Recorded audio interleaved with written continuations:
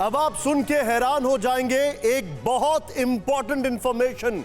2015 में the diplomat ने एक आर्टिकल लिखा और उस आर्टिकल में यह लिखा था कि Mi-14 एम्फीबियस हेलीकॉप्टर जो है वो न्यूक्लियर हेलीकॉप्टर कैसे हो सकता है? वो ऐसे हो सकता है कि जितनी भी समंदर में सबमरीन्स होती हैं, खासकर न्यूक्लियर सबमरीन्स होती हैं, ये उन पर न्यूक्लियर अटैक कर सकता है।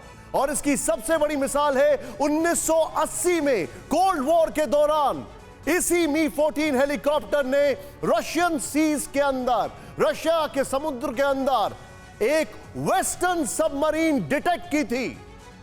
और इस हेलीकॉप्टर का इस्तेमाल आज भी पोलैंड में किया जाता है। इस हेलीकॉप्टर का इस्तेमाल आज भी सीरियन एयरफोर्स में किया जाता है।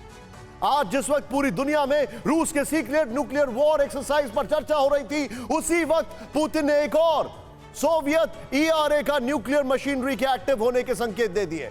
यह मशीनरी क्या है, इसे हम समझाने की कोशिश करते हैं। बड़ी इंटरेस्टिंग बात है। यह क्या मशीनरी है? बेसिकली एक टैंक का जिक्र हो रहा है, ऑब्जेक्ट 279।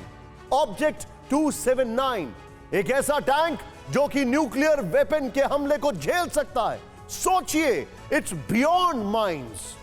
मॉस्को के पास रूस का पुराना टैंक नजर आया। तस्वीरें ये हैं, जरा ध्यान से देखें आप।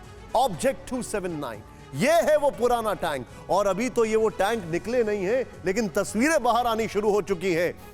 66,000 किलो वजन वाला ऑब्जेक्ट 279 टैंक एक्टिव हो चुका है।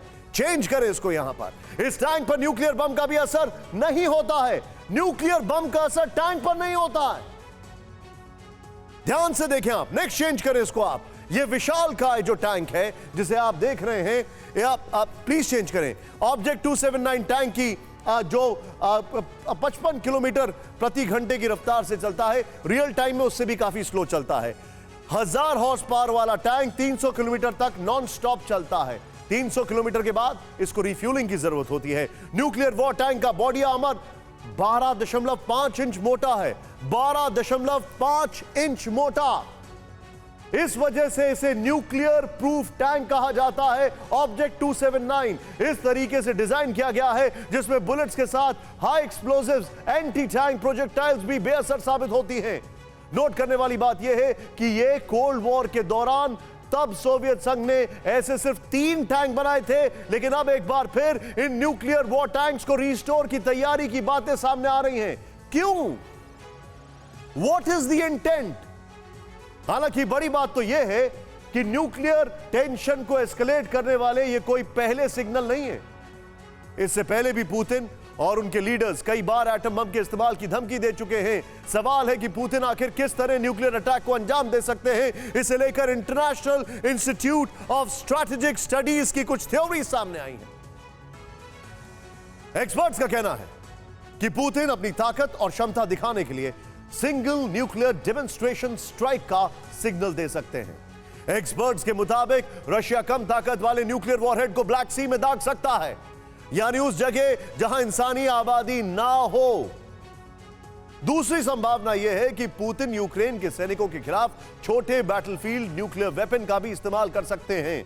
मिसाल के तौर पर भारत और पाकिस्तान के बीच में जिस तरीके से युद्ध हुए हैं, उसके बाद एक डॉक्ट्रिन आई जिसका नाम था द कोल्ड स्टार्ट।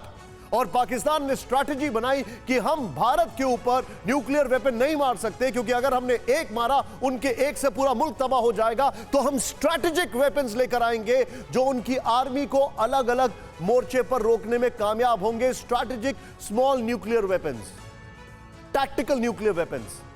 तीसरी आशंका यह जताई गई है कि पुतिन ओडेसा या फिर लवीव जैसे किसी हाई वैल्यू सिंबॉलिक यूक्रेनी टारगेट पर भी एटम बम दाग सकते हैं, खासकर ओडेसा, क्योंकि ओडेसा एक ऐसा इलाका है ब्लैक सी में जो उनके कब्जे में नहीं है और इससे यूक्रेन की सेना के जज्बे को तोड़ा जा सके। लवीव इसलिए क्योंकि लवीव से ही उनकी एयरफोर्स उड़ान भर रही है। अब तक जिस तरह अमेरिका और रूस के बीच सिर्फ जुबानी जंग हुई है, उसे देखकर मिलिट्री एक्सपर्ट्स को लगता है कि पुतिन न्यूक्लियर डिटरेंस फोर्स का इस्तेमाल कर सकते हैं, क्योंकि उन्हें लगता है कि वेस्टर्न कंट्रीज रूस को एटम बम के हमले के बाद भी कन्फ्रंट नहीं करेगी। और बड़ा सवाल यह है कि Putin has nothing to lose. अब सिर्फ यह न्यूक्लियर वेपन ही है जो पूरी दुनिया को घुटने पर लाएगा, और इसके अलावा एनर्जी का गेम। इसीलिए एक्सपर्ट्स का मानना है कि अब वो वक्त है जब पुतिन को नेटो और अमेरिका की क्लियर कट सिग्नल देने की जरूरत है। पुतिन को यह बताना जरूरी है कि अगर एटमी हमला हुआ तो फिर रूस इतिहास बन जाएगा। लेकिन क्या बाइडेन ऐसा कर पाएंगे?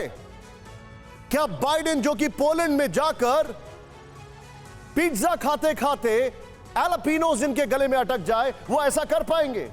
क्या बाइडेन, जो बार बार बोलते हैं कि नहीं हम हमला नहीं करेंगे वरना थर्ड वर्ल्ड वॉर हो पाएगा, वो ऐसा कर पाएंगे? क्या यूरोप ऐसा कर पाएगा? बड़ा सवाल है।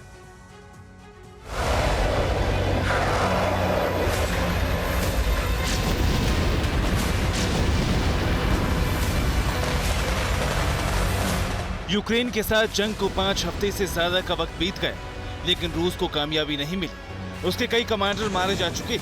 कीव तो दूर की बात, किसी दूसरे शहर पर भी कब्जा नहीं हो पाया। एक्सपर्ट्स का कहना है कि इसी के चलते पुतिन न्यूक्लियर ऑप्शन की तरफ बढ़ रहे हैं, लेकिन नाटो को भी सख्त रुख अपनाना चाहिए। International institute of strategic studies के एक्सपर्ट्स के मुताबिक अगर रूस ने एटम बम चलाया तो फिर नाटो को 3 तरीके से काउंटर अटैक करना चाहिए। डिप्लोमेटिक, इकोनॉमिक और सैन्य मोर्चे पर 3 तरफा चोट करनी चाहिए। जहां तक मिलिट्री स्ट्राइक्स की बात है तो इसे एक सीक्वेंस में अंजाम देना चाहिए।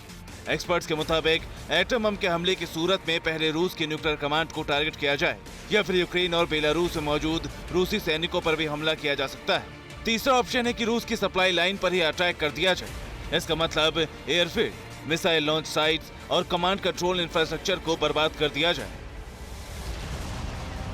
अगर ऐसा हुआ तो फिर रूस में यूक्रेन का मिलिट्री कैंपेन खत्म हो सकता है। अब सवाल है, इस तरह के हमले के लिए नाटो की स्ट्रेटजी क्या होगी? तो इसे लेकर IISS ने बताया कि नाटो को यूक्रेन में सेना भेजने की जरूरत नहीं। नाटो की जमीन से रूस पर क्रूज मिसाइल दागी जा सकती है। समुद्री रास्ते के जरिए भी मिसाइल हमले किए जा सकते हैं। इस सब के बीच आज ब्रिटेन ने न्यूक्लियर तैयारी के सिग्नल दिए हैं। यूक्रेन जंग के बैकड्रॉप में ब्रिटेन अपने परमाणु हथियारों की समीक्षा करेगा।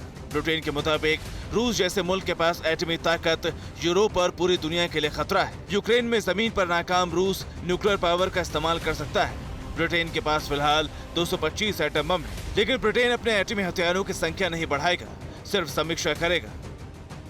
एक्सपर्ट्स का मानना है कि नाटो और रूस के बीच इस तरह की जंग के नतीजे भयानक हो सकते हैं, लेकिन रूस को एटमी हथियार के साथ मनमानी करने, उसे इस्तेमाल करने की छूट भी नहीं दी जा सकती। अगर ऐसा हुआ तो फिर वेस्ट की तरफ से ये सिग्नल जाएगा कि रूस को रोकने वाला कोई नहीं, और फिर वो यूक्रेन से आगे बाल्टिक देश और पोलैंड के बाद यूरोप के दूसरे देशों की तरफ भी बढ़ सकता है।